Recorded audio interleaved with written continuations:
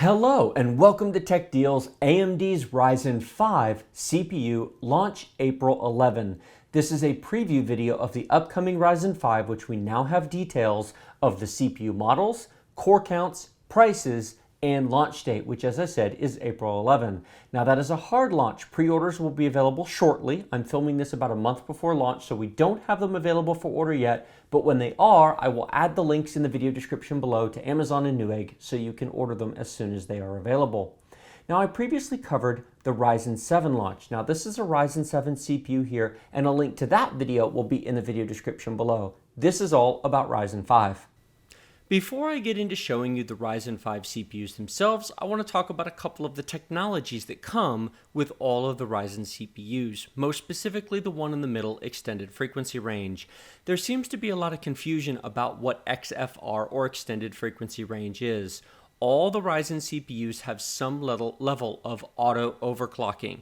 2 points, it does not have to be an X CPU to have auto overclocking, but the X CPUs will auto overclock further.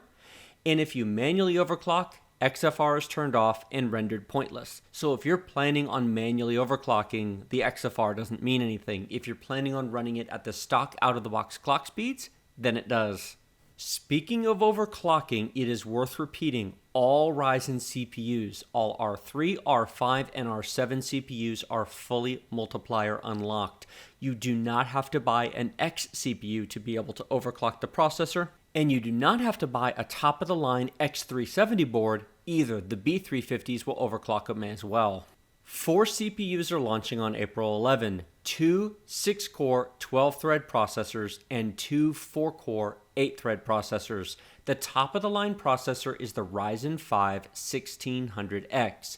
3.6 GHz base speed, 4.0 GHz boost speed. Remember, it has XFR, so if you run it at those speeds, it will auto overclock above 4 GHz if cooling allows. If you are strictly comparing on price, the closest CPU to the R5 1600X would be the i5 7600K.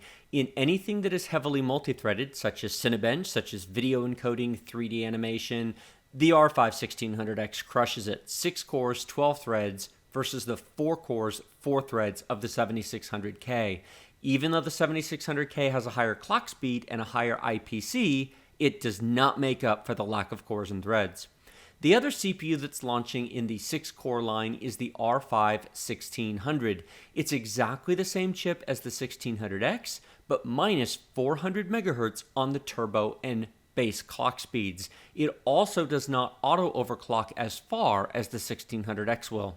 The other 2 CPUs launching, the 4-core 8-thread processors, are the R5 1400 and the R5 1500X. 3.2 GHz base, 3.4 turbo on the 1400, and 3.5 base and 3.7 turbo on the 1500X. Now I'll talk about those a little bit more later when I compare them to the Intel chips. However, spoiler alert, the i7 is a 4-core 8-thread chip, and I want you to keep that in mind when I show you the price of these things. Just a quick reminder of the AMD AM4 platform. Unlike Intel, who loves to change sockets and chipsets every couple of generations or every other generation, AMD actually has a really good track record of sticking with a socket for a while. The current AM3 and AM3 Plus socket has been around for 5+ years, so AMD has a better record of being able to allow you to upgrade your processor in a way that Intel doesn't. PCI Express Generation 3, DDR4 memory, NVMe solid-state drives, native USB 3.1 Gen 2 support, as well as full support for the entire future generation of processors, including upcoming APUs with integrated AMD Ryzen graphics. It is worth noting that none of the current Ryzen CPUs includes an iGPU or integrated graphics on board the way the Intel chips do. Those are coming, however, but they're either later in this year or first of next year. But the current motherboards are designed to support them, which is why you see video outs on the current AMD motherboards, even though there's no integrated graphics on the Ryzen CPUs. This is a quick slide that shows you all of the different chipsets that will ultimately be coming for Ryzen and the Athlon and the APUs. At the moment, the only 2 you really need to focus on are the top 2, X370 and B350. Let me make this really simple. Do you want a Crossfire or SLI? Get an X370. Do you only want to use one graphics card? Then the B350 is plenty.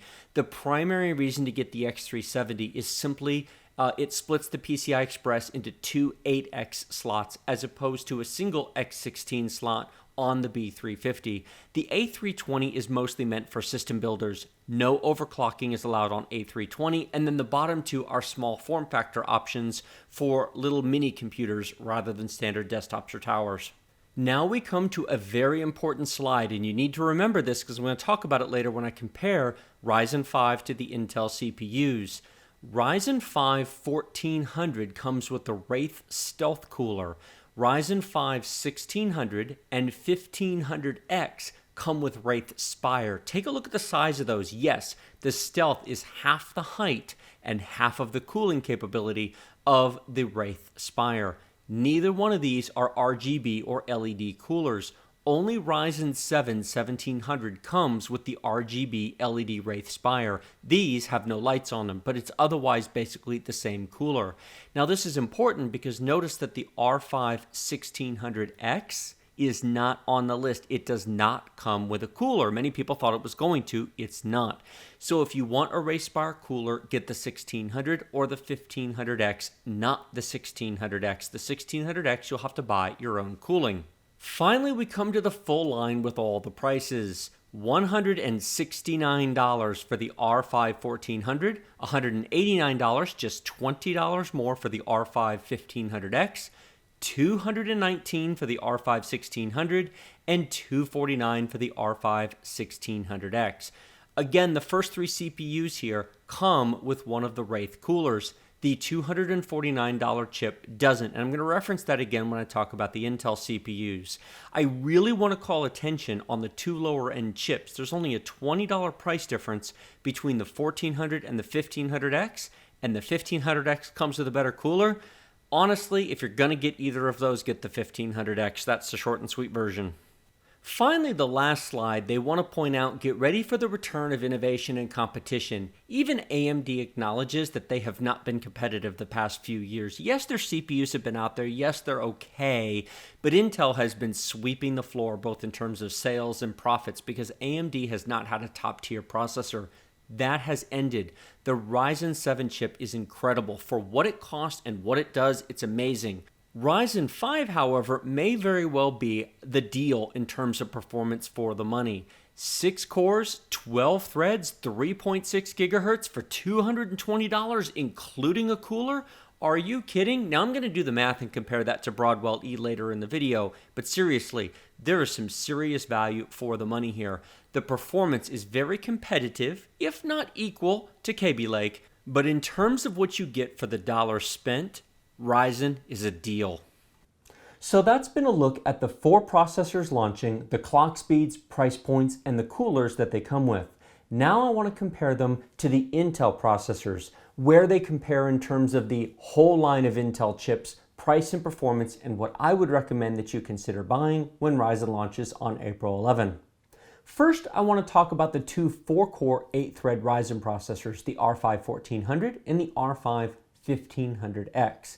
Again, both 4 cores, 8 threads. That is comparable to the Intel i7 7700K, 4 cores, 8 threads. Now, in terms of clock speed, I'm just going to talk about the turbo boost speed to make comparisons easier. Yes, they have a base speed. Yes, they can all be overclocked, but we'll start with the turbo speeds and go from there. The base chip, the R5 1400, has a 3.4 gigahertz turbo speed. Compare that to the 4.5 gigahertz turbo speed of the i7 7700K, and it is undeniably a faster chip. But it's the R5 1500X that's much more interesting. And if you're considering an R5 4-core chip, it's the 1500X you should be looking at. So I would definitely skip the 1400 because it's only $20 more to get the 1500X. What do you get for your $20? You get 300 megahertz more turbo boost speed out of the box. You get the X at the end of the processor name, which means a higher automatic overclocking. Please note that that 3.7 is just the default out-of-the-box clock speed. If thermal headroom allow, if cooling allows, it will overclock itself higher than that. But we're just going to go with the 3.7 for now because anything beyond that is not guaranteed. You also get the Wraith Spire cooler in the box at that price point. Now please note, the Wraith Spire that comes with the R5s is not the RGB LED cooler. The RGB Wraith Spire only comes in R7s. It doesn't come with the R5s. However, it's the same cooler, it's the same under 34 decibel noise sound, it's the same improved cooling over Intel's offerings, and it will run that chip at the 3.7 gigahertz speed just fine. $30 is what you would normally pay for basic entry-level cooling, and this chip does not come with a cooler. So let's look at the total platform costs. $190 for an R5 1500X. Add to that a $100 B350 motherboard, which does allow overclocking as high as the cooling will allow, and you're looking at a total platform cost of $290. Motherboard, CPU, cooler. That's a value for the money. What about the platform cost of the i7 7700K? $350 for the processor, $150 for the motherboard, and $30 for a basic cooler similar to the one AMD provides, and you're looking at $530. $530 versus $290? Is the i7 faster than Ryzen 5? Yes, undoubtedly. I don't even need to see benchmarks to know that it's going to be faster. Just based upon my experience with Ryzen 7, yes, i7 7700K will absolutely beat R5 1500X in basically every benchmark. However, how much will it be to buy? 15%? Maybe 20% in games and applications that favor the Intel architecture? Okay. How much more are you spending to get that performance? Nearly double? You go from $290 for the 1500X to $530 for the i7 7700K? You're looking at $240 more for 15 to 20%. Now, if you absolutely want the fastest 4-core processor in the world, no question, 7700K all day long. What is the best value for your money? What will give you the most performance for the most reasonable price point? It's not going to be the 7700K, not at that price point. It's going to be Ryzen 5 1500X all day long. Well, that's all fine and good for the i7s, but what about the i3 and the i5? Now, I have the 2K chips in both lines. These are the top-of-the-line processors, the i3 7350K and the i5 7600K. How do they stack up to Ryzen 5? Well, in short, they largely don't, except for limited specific situations. Without going into too much of those specific situations, let me say this. The i3 has 2 cores and 4 threads. The i5 has 4 cores and 4 threads. All of the Ryzen 5 chips that are launching on April 11th have 4 cores and 8 threads. They are all hyper-threaded, although it's not called hyper-threading because that's a trademarked Intel term. It's SMT, symmetrical multi-threading, but it's basically the same thing. In essence, in terms of game smoothness, in terms of multitasking smoothness, neither of these processors has the capability of any of the Ryzen 5 chips, because all of the Ryzen 5 chips that are launching have 8 threads, and neither of these CPUs do. Price-wise, they're not very competitive either. The i3 7350K is $180. No cooler is included in this box at that price point. R5 1400 is $10 less expensive than this chip and includes a cooler, and can be overclocked on $80 to $100 motherboards. This requires the same expensive motherboard that the i7 does. It just doesn't make any sense. Now, what about the i5 7600K? Now, it is $230. It is way more expensive than either of the 2 R5 chips that I've talked about, the 4-core 8-thread chips. And the reason for that is because it doesn't have a cooler, and the minute you put a $30 cooler on it, you're looking at over $250 for a 4-core, 4-thread chip. I would most compare this to the 1500X, which at $190 and a turbo speed of 3.7, cooler included, and if you subtract the $30, you're really looking at $160, and it's hyper-threaded and this isn't, it just doesn't compare. None of the i3 or i5 chips, as of right now, at the current prices they're sold at, are competitive with Ryzen 5. Now, I said before that, except for specific situations, if you need the absolute fastest single core processor out there and you don't want to spend this much money, absolutely, both of these processors are going to be faster on a per core basis than the Ryzen chips. Both of these have a default top speed of 4.2 gigahertz. Both are, of course, overclockable, but 4.2 is their top speed versus 3.7 on the 1500X. Does that matter? 500 megahertz difference is going to be about a 15% performance difference when you take into account the clock speed and the instruction per clock cycle efficiency that the Intel Kaby Lake chips have. But they don't have 8 threads, and they don't include a cooler, which means they cost more for less capability, but more single core speed. Now, that's a topic I'll go into when I do performance reviews. When I actually do benchmarks on the Ryzen 5 4-core chips, I will compare them to the whole line of Intel chips. I will compare them against an i3 that's hyper-threaded. I will compare them against an overclocked i5 to show you an i5 7600K running at, say, 4.5 or 4.6 gigahertz on a modest, reasonable cooler installed in something like that MSI SLI Z270 Plus motherboard you see sitting behind me. How does that compare to a 1500X using the included Wraith Spire cooler on a $100 B350 motherboard? Rest assured I will be doing that test, because that's really the question. Is the lower price of Ryzen 5 worth the small performance deficiency that it absolutely has over Kaby Lake? My opinion, again, based upon having done testing on Ryzen 7, it is. For most people, Ryzen 7 is a better buy. But if you want, as I said before, the fastest single core processors in the world, Kaby Lake all day long. Now I want to talk about the two top-end R5 chips, the 6-core 12-thread processors, the 1600 and the 1600X. The processor those most closely correlate with is this one, Broadwell-E's i7 6800K. Now here's what's interesting. On a clock-for-clock basis, Ryzen and Broadwell-E are almost exactly identical. Now Kaby Lake is faster per clock per core, no disputing that. But Broadwell-E is not. On a per clock per core basis, Broadwell-E and Ryzen are almost identical. How's this for size? The turbo boost speed out of the box of the 6800K is 3.6 gigahertz. The turbo boost speed of the 1600 out of the box is 3.6 gigahertz. They're exactly the same performance.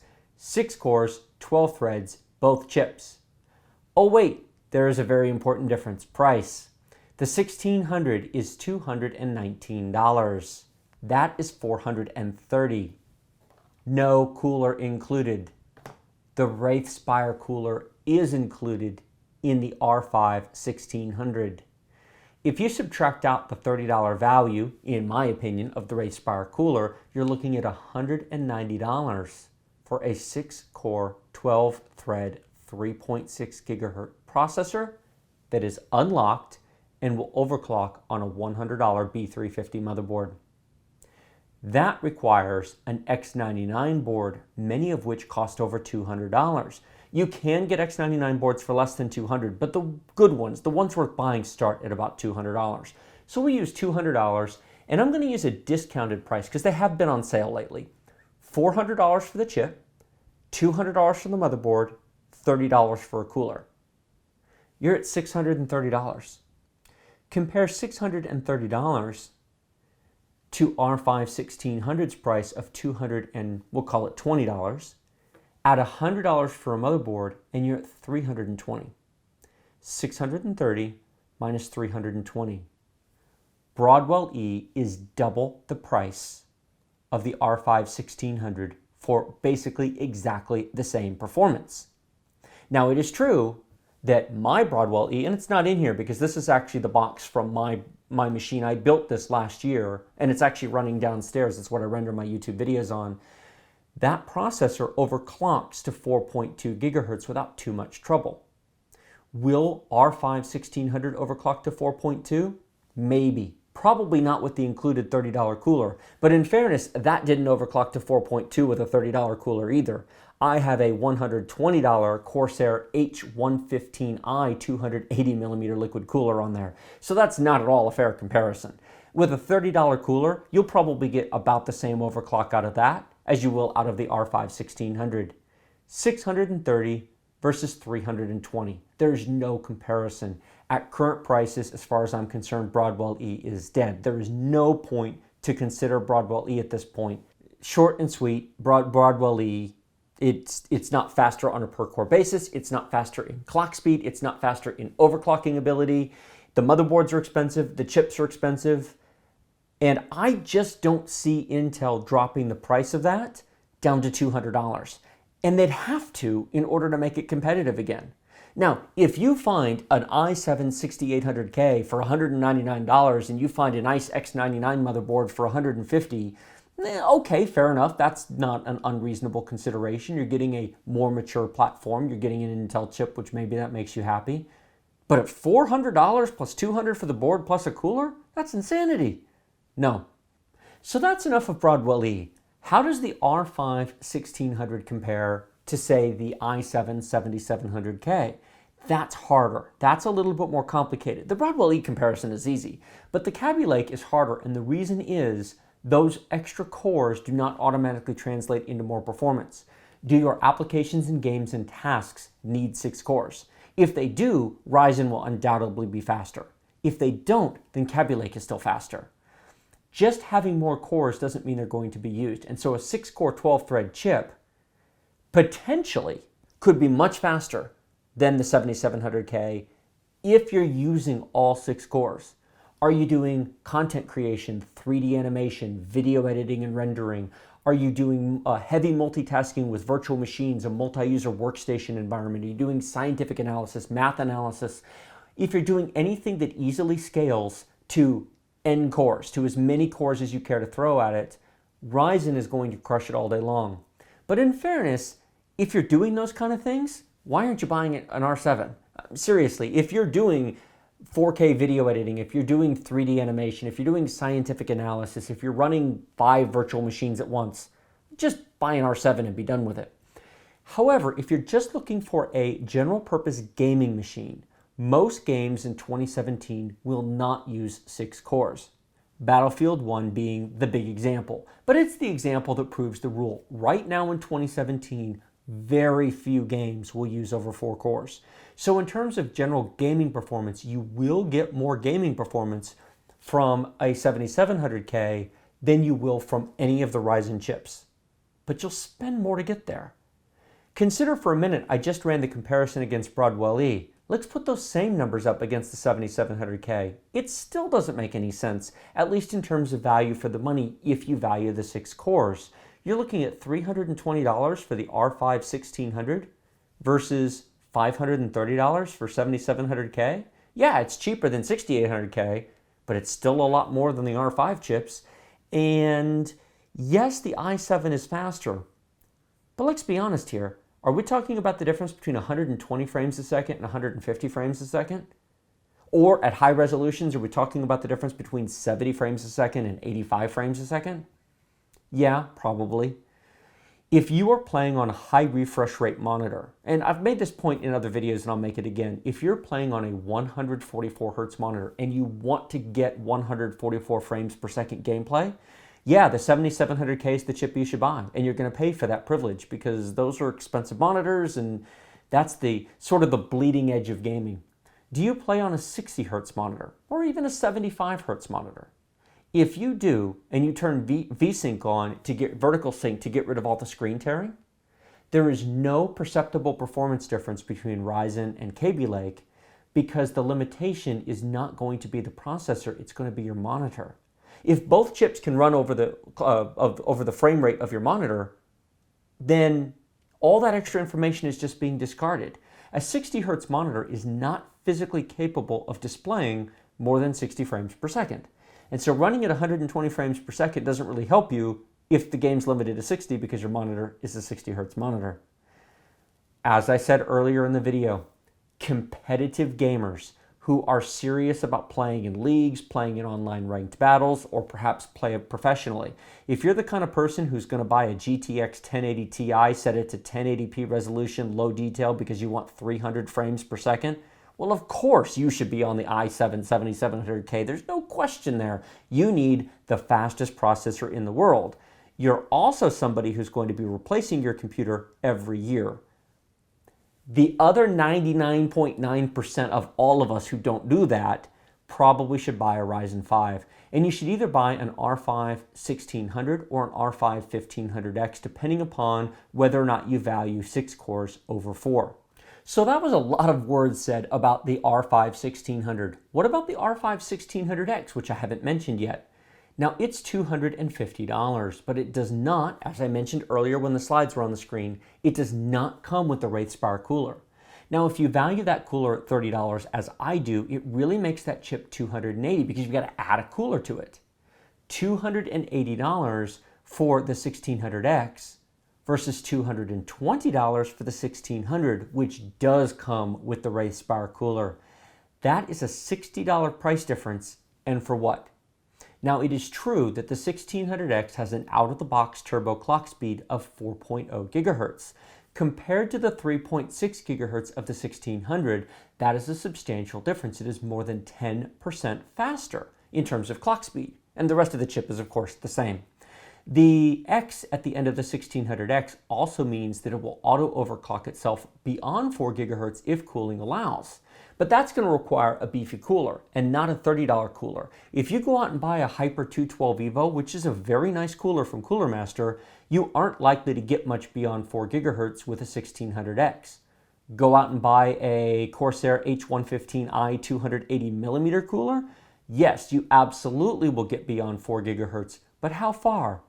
Well, we don't know yet because we haven't tried it. But even if you get to 4.2 or even 4.3, you're spending an awful lot of money to get there.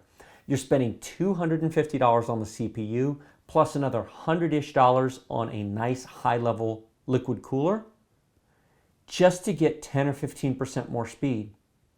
Consider that the 1600, with a default out-of-the-box turbo speed of 3.6, using the Wraithspire cooler, I fully expect that to run at 3.7 or 3.8 without buying additional cooling.